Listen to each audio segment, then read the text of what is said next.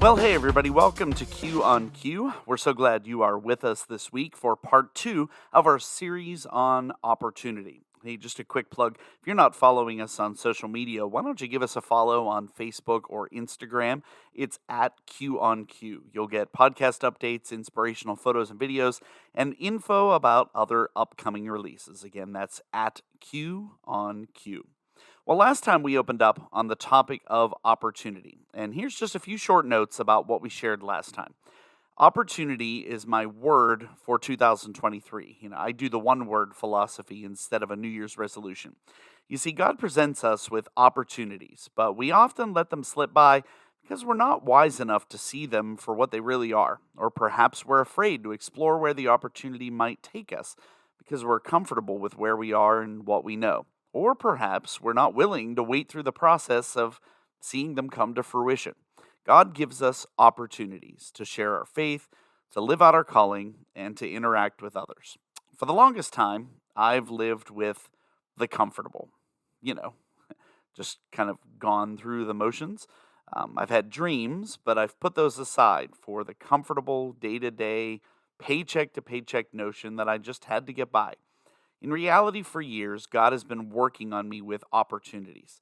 He has given me so many talents and gifts that He's called me to use and opportunities in which to use them. And I ignored, I resisted, and then for years, my flow of inspiration stopped. But in recent years, I've gone after the opportunities. I've sought the new, and I've been able to balance it with the comfortable.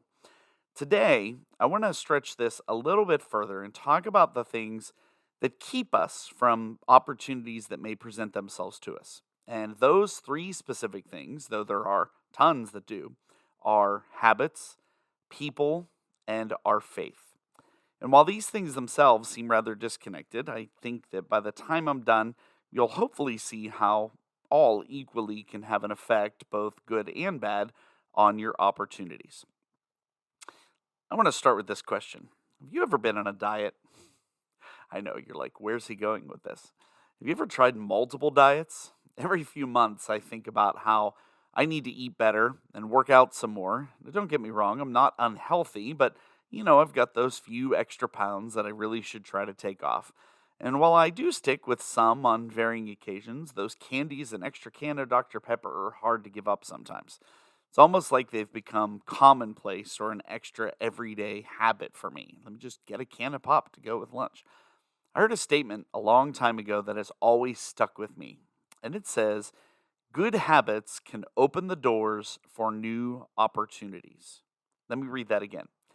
Good habits can open the doors for new opportunities. Why do I believe that statement? Well, we should probably start by defining what habits are. We all probably know this, but a habit is simply something you do so often that it becomes second nature or easy to do.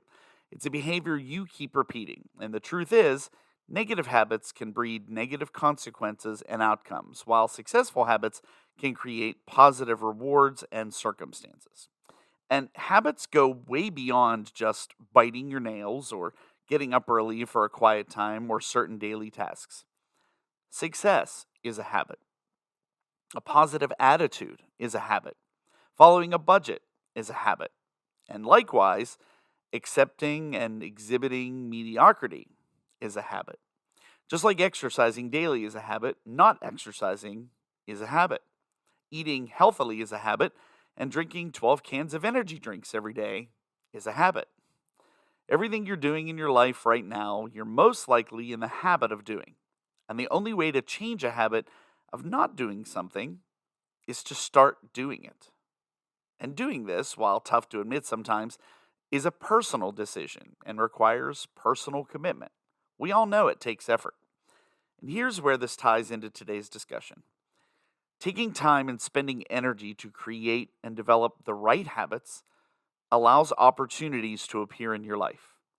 When we make the conscious choice to do something different and make it a regular part of our life, we're purposing our heart to act in a specific way. And when we do that long enough, we start to think differently, we start to act differently, and we start to see differently. Sometimes I wonder if we really realize how much some of our habits limit us. Like, not just in opportunities, but in so many areas of life. I came across this interesting study. Vital Smarts Research interviewed nearly 1,000 employees and business owners and found the following statistic, which is pretty eye opening. 97% of employees were found to have a habit that was considered career limiting, which means it keeps them from achieving their potential at work. 97%. So 97 out of 100 people basically have some reason why they won't move forward in their careers. Sheesh.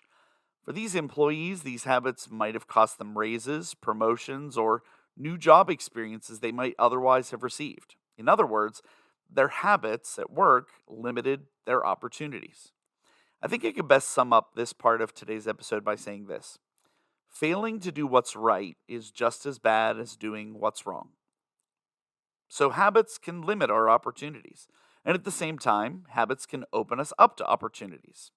Well, what kind of habits am I talking about? Well, besides hard work and perseverance and dedication and a good attitude, I'm talking about being devoted to God's calling in your life.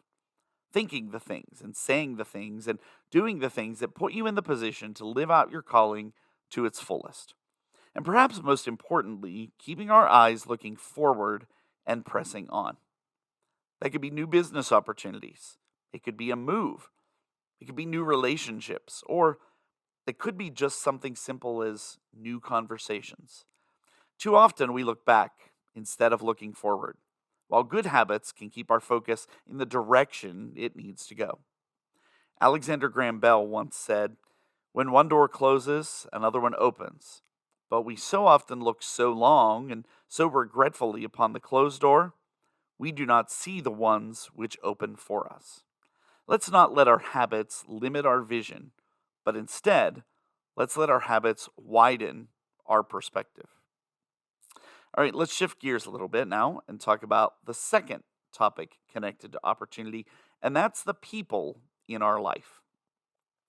Last year, I did a podcast episode about the size of your circle, and in that episode, I talked about the importance of the relationships you make and maintain.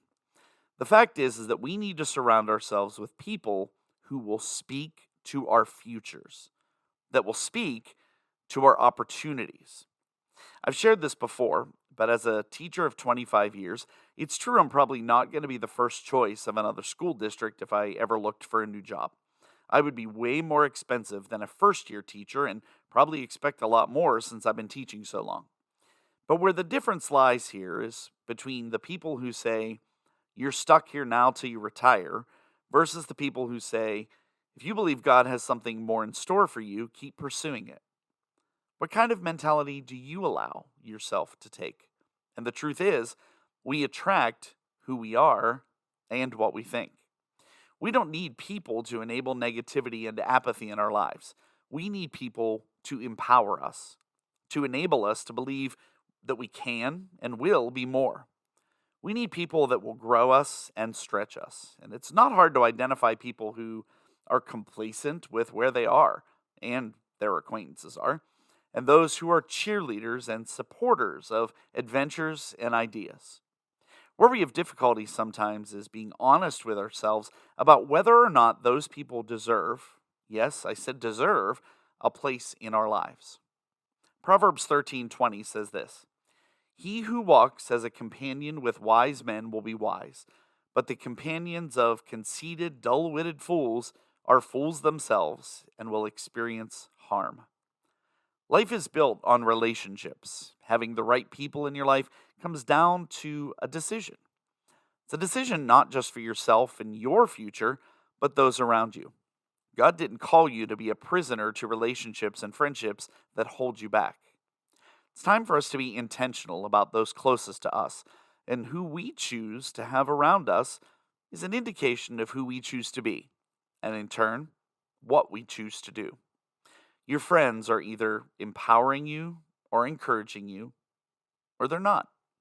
And if not, and I mean no offense by this, you might need to find new friends. So let's shift now into the third part of today's topic. And I want to talk about faith and how it relates to opportunities. I'm going to ask this question first. When something negative comes your way, do you have the faith to see it as an opportunity?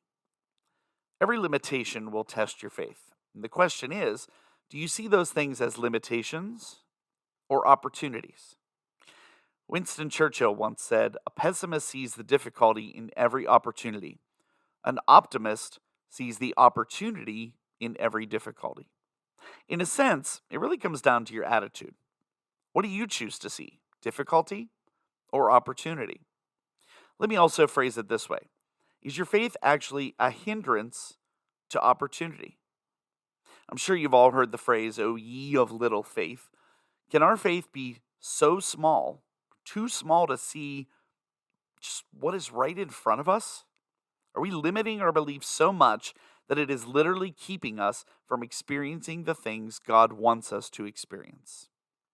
When I think about this subject, I always think about the story of David and Goliath. When everyone else saw a barrier, David saw a possibility.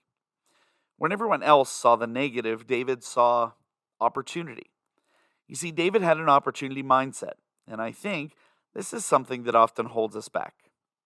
What could hold us back? It might be a sense of being comfortable. It might be concern about where things are headed.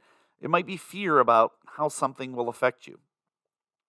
You can't reach what is in front of you until you let go of what you currently have.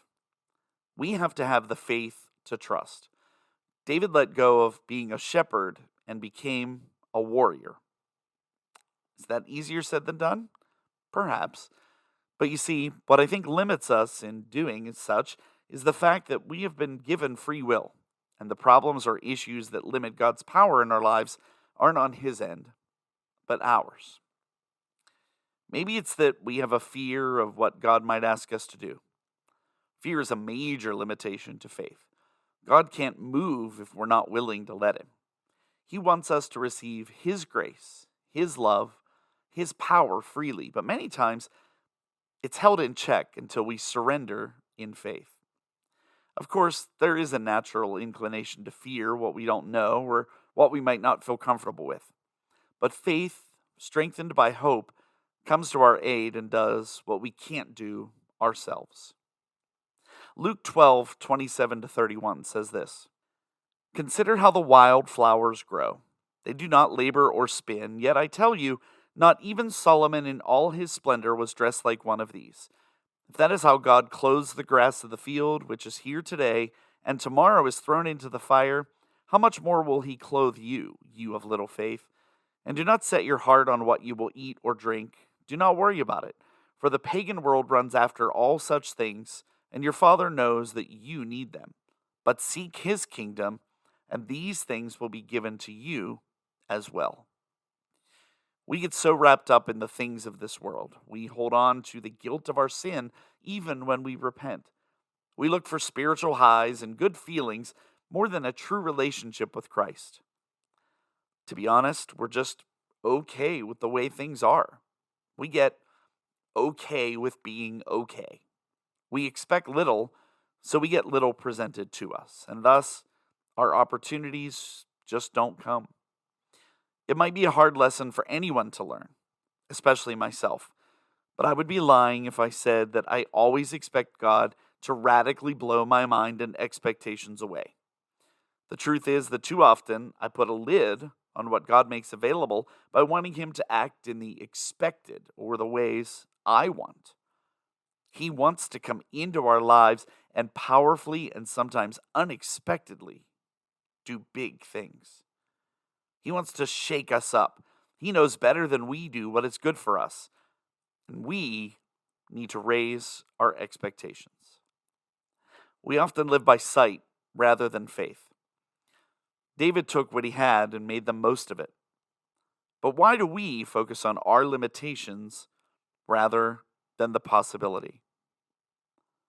Don't see your limitations. Look past them. Your limitations are simply opportunities waiting to happen.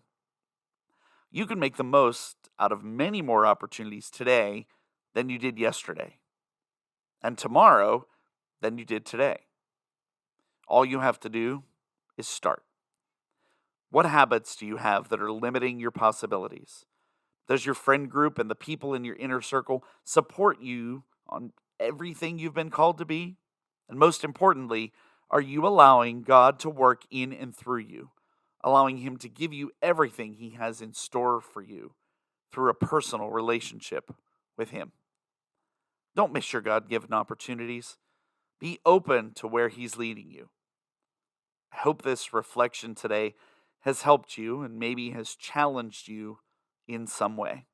And while we're on the topic, don't miss the opportunity to follow us on social media. Give us a follow on Facebook or Instagram at Q on Q. Again, that's Q on Q. Well, as always, I really do appreciate you tuning in this week, and we will see you back here next time when we'll have more for you on Q.